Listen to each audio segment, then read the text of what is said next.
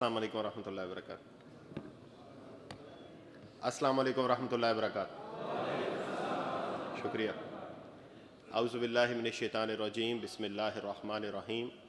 सुब्हानक ला इल्म लना इल्ला मा अल्लमतना इन्नका अंतल अलीमुल हकीम। सल्लल्लाहु अला मुहम्मद सल्लल्लाहु अलैहि वसल्लम। रब्बि इश्रह ली सदरी व यस्सिर ली अमरी वहलुल उक़दतम मिन लिसानी यफ़क़हू क़ौली। मोहतरम ज़िम्मेदारान जमात इस्लामी, अरकान जमात इस्लामी, कारकुनान जमात इस्लामी, नौजवानों, भाइयों, दोस्तों और बुज़ुर्गों, मुझे बहुत खुशी है कि मुझे आपके पास हाज़िर होने का और आपसे बातचीत करने का मौका मिला है। मैं आप सबको लाहौर में खुश आमदीद कहता हूँ,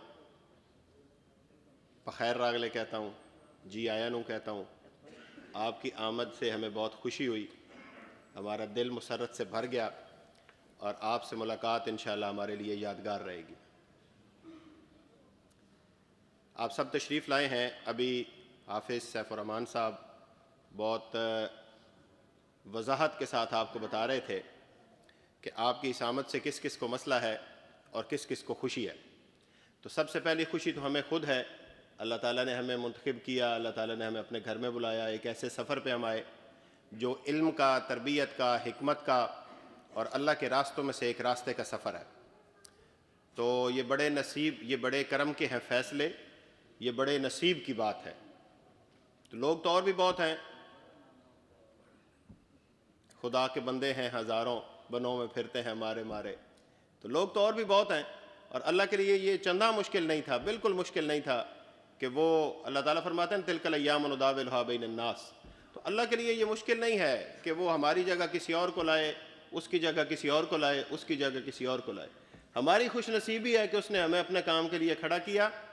और जहाँ लोग मुख्तलिफ़ पार्टियों का परचम लेके खड़े हुए हैं, मुख्तलिफ़ शख्सियात का परचम लेके खड़े हुए हैं, मुख्तलिफ़ मसालिक का परचम लेके खड़े हुए हैं, मुख्तलिफ़ ख़ानदानों का परचम लेके खड़े हुए हैं, ऐसे माहौल में हम किसका परचम लेके खड़े हुए हैं? अल्लाह का परचम लेकर खड़े हैं। किसका परचम लेकर खड़े हैं? अल्लाह का परचम लेकर खड़े हैं। ये वो इनफरादियत है आपकी, ये वो यूनिकनेस है आपकी जो आपको बाकी सारी मजहबी, सियासी, गिरोही, लिसानी, मसल की पार्टियों से बालातर और मुमताज़ करती है। लोग ख़ानदानों की तरफ बुलाते हैं, आप किसकी तरफ बुलाते हैं? अल्लाह की तरफ बुलाते हैं। लोग मसलकों की तरफ बुलाते हैं, आप किसकी तरफ बुलाते हैं? अल्लाह की तरफ बुलाते हैं। लोग अपने लीडर की तरफ बुलाते हैं, हम किसकी तरफ बुलाते हैं? अल्लाह की तरफ बुलाते हैं। इसलिए आप जमात इस्लामी की जो बुनियादी दावत है उसके तीनों नुकात को पढ़ेंगे तो पहला नुक्ता कौन सा है उसमें? शाबाश, बताइए कोई आप में से। आपको हाफिज साहब ने बताया ना कि मैंने तो आपसे गुफ्तगू करनी है, मुकर्ररीन तो दायरा के और हैं, मैं तो आपसे बातचीत करूंगा। तो आप में से कोई भला इसका पहला नुक्ता सुनाए, और जो रुकने जमात नहीं है अगर वो सुनाएगा तो उसको इनाम भी मिलेगा। शाबाश, जी सुनाए। अलिफ, ये पहला नुक्ता हो गया। इससे आगे भी कुछ है ना? अलिफ तो लिखा होता है, उससे आगे क्या लिखा हुआ है? शाबाश, वो सुनाए ना, सही लफ्ज वो वाले सुनाए। आप मंसूरा में तो जगह जगह वो लिखा हुआ है, आपने पढ़ा नहीं? और भी जो जमात की किताबें होती हैं, प्रिंटिंग मटेरियल होता है, कौन बताएगा? शाबाश, ठीक है, असूली तौर पे और मानवियत के एतबार से ये ठीक है, लेकिन वो अल्फाज बताए ना जो लिखे हुए हैं। शाबाश, ऐसा ही है। जमात की दावत जिसे हम कहते हैं, दावत के जो नुकात हैं उनमें से आप पहले आए हैं इधर, लेकिन ये वाली बात नहीं है, वो और बात है, वो भी आगे आनी है। शाबाश, आपने बिल्कुल ठीक कहा, अल्फाज और हैं, बिल्कुल ठीक है ये आपकी बात, अल्फाज और हैं। अल्फाज में कोई बताए जी, ये बिल्कुल ठीक है। मौलाना ने ये दरिया कूजे में बंद कर दिया, लेकिन दावत में पहली बात और है। बिल्कुल, शाबाश, आपने बिल्कुल ठीक कहा, लेकिन अल्फाज और हैं। जवाब आपके ठीक है, जवाब गलत नहीं है, लेकिन अल्फाज और हैं। तो अब कोई अरकान जमात में से बताए जी। हाँ हाँ, चलते रहे, आगे चलते रहे, चलते रहे जी। غلامی، بندوں کی غلامی سے وہ، یہ بات بھی ٹھیک ہے آپ کی، الفاظ اور ہیں اس کے. اب ارکان جماعت کو اجازت دیں؟ چلیں اب ارکان جماعت کو بھی اجازت ہے کہ وہ بھی ہاتھ کھڑا کر کے بتا سکتے ہیں. بتائیں بھائی، ارکان جماعت ایسے نہ کریں.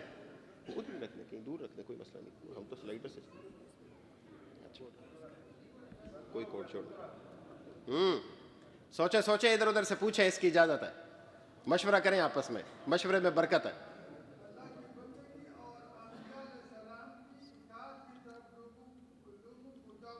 شاباش، بالکل ٹھیک کہا آپ نے، لیکن الفاظ مختلف ہیں.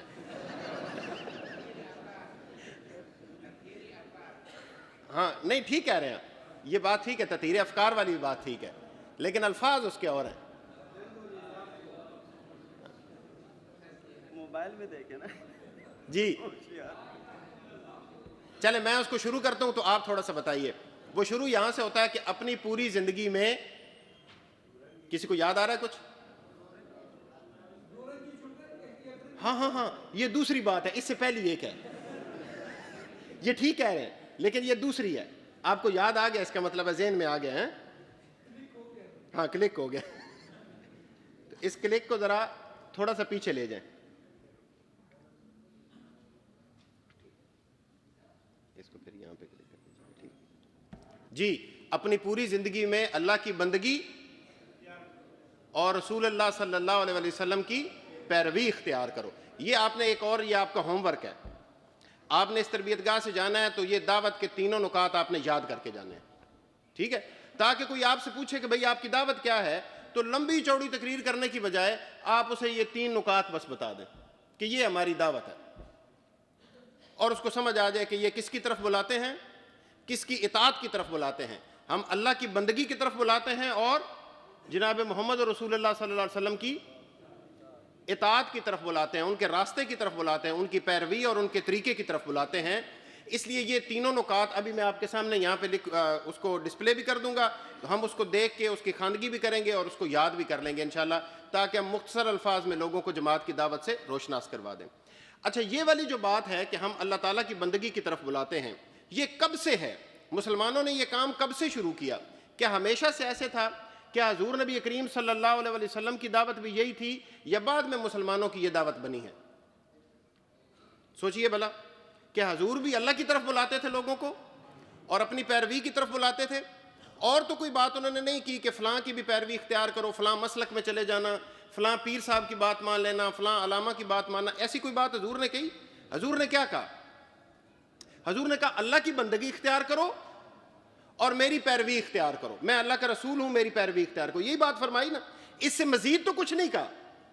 مزید تو کسی شخصیت کی بات نہیں کی، مزید تو کسی کے راستے کی طرف بات نہیں کی. اور اس بات کے اوپر اللہ تعالیٰ نے مہر لگا دی یہ کہہ کے کہ لقد کان لکم فی رسول اللہ اسوۃ حسنہ، کہ جو نبی صلی اللہ علیہ وسلم تمہیں کہہ رہے ہیں بس یہی راستہ ٹھیک راستہ ہے، اس کے علاوہ اور کوئی راستہ نہیں. تو اس کا مطلب ہوا ایک بات آپ نے سمجھ لینی ہے. آپ کی توجہ ادھر ہی ہے نا؟ بولیں توجہ ادھر ہی ہے؟ شاباش. آپ نے یہ بات سمجھ لینی ہے کہ اصل اسلام کیا ہے. اصل اسلام ہے اللہ تعالیٰ کی بندگی اختیار کرنا اور پیارے نبی صلی اللہ علیہ وسلم کی پیروی اختیار کرنا، اور بس یہ اسلام ہے. باقی جتنی بندگیاں ہیں، باقی جتنی اطاعتیں ہیں، باقی جتنی چیزیں ہیں، وہ ساری اس دائرے سے باہر کی ہیں. اگر وہ اس دائرے کے اندر موجود ہیں، اگر کوئی آپ کو یہی بات کہتا ہے، جیسے ابھی میں کہہ رہا ہوں کہ اللہ کی بندگی اختیار کرو، تو ٹھیک ہے، اس کی بات مانیں گے. جو کہے گا رسول اللہ صلی اللہ علیہ وسلم کی پیروی اختیار کرو، تو اس کی بات مانیں گے. لیکن اگر کوئی کہے گا میری بات مانو، تو پھر اگر کوئی کہے گا میری بندگی اختیار کرو، تو پھر اگر کوئی کہے گا میں تمہارا لیڈر ہوں، میری شخصیت پرستی کرو، تو پھر اگر کوئی کہے گا میری خاندان کی پوجا کرو، تو پھر وہ اسلام نہیں ہے. وہ بھلے جتنی مرضی لمبی داڑھی اس نے رکھی ہو، جبہ و دستار پہنا ہو، بڑی سی پگڑی پہنی ہو، اور کسی بڑے مدرسے سے فارغ التحصیل ہو، وہ بھی کہے گا نا کہ میری پیروی اختیار کرو. ہم کہیں گے نہیں، پیروی صرف جناب محمد رسول اللہ صلی اللہ علیہ وسلم کی ہے. اور حضور نبی کریم صلی اللہ علیہ وسلم کی زندگی ہمارے سامنے کھلی کتاب کی طرح ہے. ہزاروں لوگوں نے اس کے اوپر لکھا ہے، لکھ رہے ہیں، لکھتے رہیں گے، اور حضور نبی کریم صلی اللہ علیہ وسلم کی سیرت اسی طرح اس کا یہ سرچشمہ جاری اور ساری رہے گا. اس لیے میں اگر آج یہ دیکھنا چاہوں کہ حضور نبی کریم صلی اللہ علیہ وسلم کا بچوں کے ساتھ کیا برتاؤ تھا، تو کیا تاریخ میں یہ لکھا ہوا ہے کہ نہیں لکھا ہوا؟ لکھا ہوا ہے۔ اگر میں یہ دیکھنا چاہوں کہ حضور نبی کریم صلی اللہ علیہ وسلم کا اپنے دوستوں کے ساتھ کیسا برتاؤ تھا، اپنے گھر والوں کے ساتھ کیسا برتاؤ تھا، حضور بطور جرنیل کیسے تھے، حضور بطور حکمران کیسے تھے، حضور بطور وزیر خارجہ، وزیر داخلہ، chief justice, chief of army staff, وزیر اعظم اور صدر کے کیسے تھے، ان سب کے لیے حضور کے اسوے میں رہنمائی موجود ہے، اور یہ ساری باتیں موجود ہیں اور لکھی ہوئی ہیں۔ تو اس لیے حضور نبی کریم صلی اللہ علیہ وسلم نے جب ہمیں یہ کہا کہ اللہ کی بندگی اختیار کرو، تو اس کا مطلب ہے کہ کسی اور کی بندگی اختیار نہیں کی جا سکتی۔ حضور نے جب یہ فرمایا کہ میری پیروی اختیار کرو، تو کسی اور کی پیروی، آپ ادھر توجہ کریں نا، کسی اور کی پیروی پھر نہیں کی جا سکتی، کسی اور کی پیروی نہیں کی جا سکتی۔ اس لیے اب ذرا غور کیجئے گا، میں جو آپ سے بات کہنا چاہ رہا ہوں بڑی توجہ طلب ہے، بالکل غور سے آپ نے سننی ہے بات۔ اگر اللہ کے نبی صلی اللہ علیہ وسلم نے ہمیں یہ فرمایا کہ اللہ کی بندگی اختیار کرو، اور پیارے نبی صلی اللہ علیہ وسلم کی یعنی میری اطاعت کرو اور میرا راستہ اختیار کرو، تو کیا، غور کیجئے گا ادھر، سوال بڑا اہم ہے، کیا ایک بندہ مومن کے لیے یہ ممکن ہے کہ وہ کسی ایسے نظام میں زندگی گزارے کہ جو اللہ تعالیٰ کا باغی ہو اور نبی صلی اللہ علیہ وسلم کا باغی ہو؟ کیا بندہ مومن کے لیے یہ ممکن ہے؟ یہ بات جو آپ نے فرمائی تھی نا کہ بندوں کو بندوں کی غلامی سے نکال کر بندوں کو بندوں کے رب کی غلامی میں دینا، یہ بات ہے، یہ ہمارے لیے ممکن ہی نہیں۔ اسی لیے حضور نبی کریم صلی اللہ علیہ وسلم نے اس بات کا اہتمام کیا کہ اس معاملے میں کسی مسلمان کو کوئی شک نہ رہ جائے، تو حضور نے یہ کام بھی خود کر دیا، حضور نے یہ کام بھی خود فرما دیا۔ انہوں نے یہ بتایا اللہ کی بندگی اختیار کرو، میری پیروی اختیار کرو، اور ایک ایسے ماحول میں رہو کہ جہاں حکمرانی کس کی ہو؟ اللہ کی ہو، جہاں شریعت کس کی ہو؟ رسول اللہ صلی اللہ علیہ وسلم کی ہو۔ اسی لیے آپ دیکھیں گے کہ حضور نبی کریم صلی اللہ علیہ وسلم نے خود حکومت قائم کی، خود حکومت قائم کی نا۔ اس حکومت کے سربراہ پہلے کون تھے؟ کون تھے سربراہ اس کے؟ خود جناب محمد رسول اللہ صلی اللہ علیہ وسلم۔ اس حکومت کے صدر، وزیر اعظم، chief of army staff, chief justice کون تھے؟ حضور خود تھے۔ حضور خود فیصلے فرماتے تھے، کہاں بیٹھ کے؟ مسجد میں۔ حضور خود جرنیل تھے، چیف جسٹس کے چیف آف آرمی سٹاف کے طور پہ خود بھی مہمات کی قیادت فرماتے تھے، اور اپنے جرنیلوں کو بھی بھیجتے تھے مختلف مہمات کے لیے، ان سے رپورٹیں بھی لیتے تھے، مسجد میں بیٹھ کے جنگ کی پلاننگ کرتے تھے۔ اور ہمارے ذہن میں لوگوں نے کیا ڈالا کہ مسجد میں دنیاوی باتیں کرنا منع ہے۔ ہمیں نے لوگوں نے آ کے کہا کہ یہ سیاست ہے، سیاست اسلام میں نہیں ہے۔ تو سیاست اسلام میں نہیں ہے تو حضور نبی کریم صلی اللہ علیہ وسلم نے حکومت کیسے قائم کی؟ حکومت اگر مانگنا ہے اسلام کے لیے، اس کی جدوجہد کرنا اگر ٹھیک نہیں ہے، تو ہمیں لقد کان لکم فی رسول اللہ اسوۃ حسنہ یہ بتاتا ہے کہ حکمرانی لینی ہے، اس کے لیے جدوجہد کرنی ہے، لڑنا پڑے تو لڑنا ہے، محنت کرنی ہے، لوگوں کے پاس پہنچنا ہے، تا وقت کے اختیار کس کے پاس آ جائے؟ اللہ اور اس کے رسول صلی اللہ علیہ وسلم کے پاس اور ان کے بندوں کے پاس آ جائے۔ عدل کا ضامن، انصاف کا ضامن، ایسا نظام کیا حضور نے یہ کیا یا نہیں کیا؟ بتائیے نا مجھے، کیا حضور نے کہ نہیں کیا؟ اگر حضور نے کیا تو پھر وہ دین ہے یا نہیں ہے؟ یہ دین ہے۔ اور میں اپنی بات آپ تک پہنچانے کے لیے بڑی ایک خوبصورت آپ کو بات کہنے لگا ہوں، مثال دینے لگا ہوں۔ اگر حضور نبی کریم صلی اللہ علیہ وسلم نے ایک کام کیا ہے تو وہ دین ہے، اور اگر ہمیں کوئی یہ کہے کہ آپ اس کام سے باز آ جائیں یا وہ دین نہیں ہے، تو ہمیں کس کی بات ماننی چاہیے؟ اس بندے کی یا حضور نبی کریم صلی اللہ علیہ وسلم کی؟ یہ پتہ ہے ہمیں کیسے لوگوں نے ہمارے ذہنوں کے اوپر یہ تشکیک پیدا کی، شک پیدا کیا کہ یہ جی سیاست کا کام یہ دین میں نہیں ہے۔ یہ پتہ ہے کب ہوا؟ یہ ہوا جب 1603 میں یہاں پہ آئے تھے نا انگریز، اور وہ گئے کب تھے بھلا؟ 1947 میں، جب یہ تقسیم ہوئی تھی۔ کل ایک مقرر نے بڑی خوبصورت بات کہی، اس نے کہا جی 1947 میں ہم تقسیم ہوئے تھے، آزاد نہیں تھے ہوئے۔ آزاد تو ابھی تک ہم نہیں ہیں۔ تو جو 1947 میں تقسیم ہوئی تھی اس وقت وہ چلے گئے۔ یہ 344 سال بنتے ہیں۔ ان 344 سالوں میں انگریزوں نے پوری پلاننگ کر کے یہ سوچ کے کہ ہم نے چونکہ اقتدار مسلمانوں سے لیا ہے اس لیے یہ کل دعویٰ کریں گے اقتدار کا، ہمارے ساتھ لڑائی کریں گے، یہ جنگجو قوم ہے اور ان کے نبی نے ان کو سکھایا ہے کہ کبھی نیچے لگ کے نہیں رہنا، ہمیشہ اپر ہینڈ رہنا ہے۔ اللہ تعالیٰ نے اسلام کو دنیا میں غلبے کے لیے پیدا کیا ہے، مغلوب ہونے کے لیے پیدا نہیں کیا، بھیجا نہیں ہے۔ تو انہیں یہ بات پتہ تھی، تو انہوں نے یہ کیا کہ مختلف قسم کے لوگ جو ہمارے ہی میں سے تھے، ہمارے جیسا لباس پہنتے تھے، ہمارے جیسے نام تھے، ان کو انہوں نے غیر محسوس طریقے سے مسلمانوں کے اندر ان چیزوں کو رواج دینے کے لیے استعمال کیا۔ او جی چھوڑیں جی، نماز روزہ کریں، یہ دنیا کی باتیں ہیں، ان کو باہر چھوڑ دیں۔ دنیا کی باتیں ہیں تو حضور نے کیوں کی؟ اگر حضور نے کی تو دنیا کی کیسے ہو گئی؟ پھر تو دین کی باتیں ہیں نا۔ انہوں نے مختلف اس طرح کے لوگ اٹھائے جنہوں نے مسلمانوں کے لباس میں ہمیں یہ سمجھایا کہ یہ اختیار، یہ اقتدار حاصل کرنا، حکومت حاصل کرنا، یہ اسلام کا منشا نہیں ہے۔ بس اسلام کا منشا ہے کہ اپنی نماز پڑھو، روزے رکھو، حج کرو، زکاتیں دو اور مست رہو۔ اس بات کے اوپر تنقید نہ کرو کہ حکمران کیا کر رہے ہیں۔ انہوں نے ہمیں یہ سمجھانے کی کوشش کی۔ علامہ اقبال نے اس کے اوپر بڑا خوبصورت تبصرہ کیا۔ علامہ اقبال نے کہا مسلم نوجوان کو مخاطب کر کے، شعروں کی سمجھ آتی ہے نا، غور کیجئے گا۔ علامہ اقبال کہتے ہیں کہ باقی نہ رہی تیری وہ آئینہ ضمیری، مسلمان کو کہہ رہے ہیں باقی نہ رہی تیری وہ آئینہ ضمیری، اے کشتہ سلطانی و ملائی و پیری، کہ یہ جو ملا ہیں، یہ جو پیر ہیں، یہ جو حکمران ہیں، ان تینوں کے گٹھ جوڑ نے تمہاری آئینہ ضمیری ختم کر دی، تمہارے اندر سے یہ خواہش ختم کر دی کہ اسلام کا غلبہ ہونا چاہیے۔ پھر انہوں نے مسلم لیڈروں کو مخاطب کر کے کہا کہ ان نوجوانوں کے دلوں کے اندر غلامی بس گئی ہے، دل توڑ گئی ان کا 2 صدیوں کی غلامی، دارو کوئی سوچ ان کی پریشان نظری کا۔ آپ نے وہ نظم سنی ہوئی ہے نا کہ اے پیر حرم رسم و رہے خان کہیں چھوڑ، مقصود سمجھ میری نوائے سحری کا، اللہ رکھے تیرے جوانوں کو سلامت، دے ان کو سبق خود شکنی خود نگری کا، تو ان کو سکھا خارا شگافی کے طریقے، مغرب نے سکھایا انہیں فن شیشہ گری کا، دل توڑ گئی ان کا 2 صدیوں کی غلامی، دارو کوئی سوچ ان کی پریشان نظری کا۔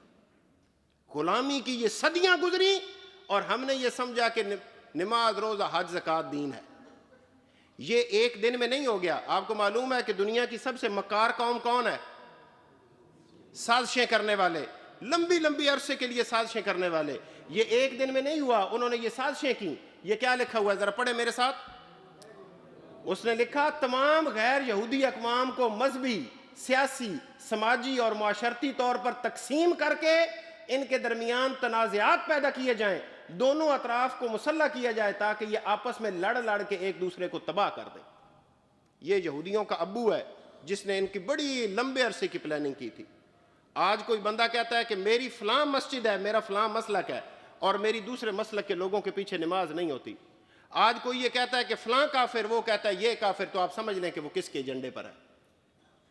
جماعت اسلامی کیا کہتی ہے کہ جو اللہ اور اس کے رسول صلی اللہ علیہ وسلم کو مانتا ہے ہمارا بھائی ہے، وہ مسلمان ہے، جو بنیادی عقائد میں ٹھیک ہے وہ ہمارا مسلمان بھائی ہے۔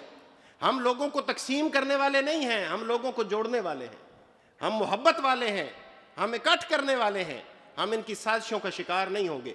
اس لیے جماعت اسلامی نے یہ دعوت رکھی۔ آپ ذرا میرے ساتھ یہ پڑھیں گے، پڑھیں ذرا پلیز، سب کو نظر آ رہا ہے نا پیچھے تک؟ شاباش، پڑھیں ذرا، یہ دعوت ہے اور آپ نے یہ یاد کرنی ہے۔ پڑھیں ذرا پلیز جی۔